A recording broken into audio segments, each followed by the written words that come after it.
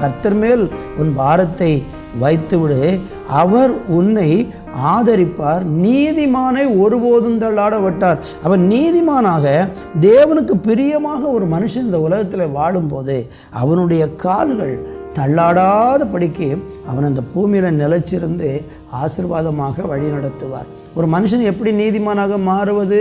தன்னுடைய சொந்த முயற்சியில் அவன் நீதிமானாக முடியாது. நீதிமான் இல்லை, ஒருவனாகிலும் இல்லை, நன்மை செய்கிறவன் இல்லை என்று ரோமர் 3ஆம் அதிகாரத்தில் ஆண்டவர் அழகாய் சொல்லியிருக்கிறார். அப்போ நீதிமான் யாரும் இல்லை. அப்படியானால் எப்படி ஒரு மனுஷன் நீதிமானாக மாற முடியும்? இயேசு கிறிஸ்துவை விசுவாசித்து அவருடைய இரத்தத்தினாலே பாவங்கள் கழுகப்படும் போது தேவன் அவனை நீதிமானாக மாற்றுகிறார். அந்த ஒரு பாக்கியம் யாருக்கு கிடைக்கிறதோ, அந்த பாக்கியத்தை விசுவாசித்து யார் பெற்றுக்கொள்ளுகிறார்களோ அவர்கள்தான் நீதிமானாக இருக்க முடியும். அவர்கள்தான் இந்த பூமியில் தள்ளாடாமல் வாழ முடியும்.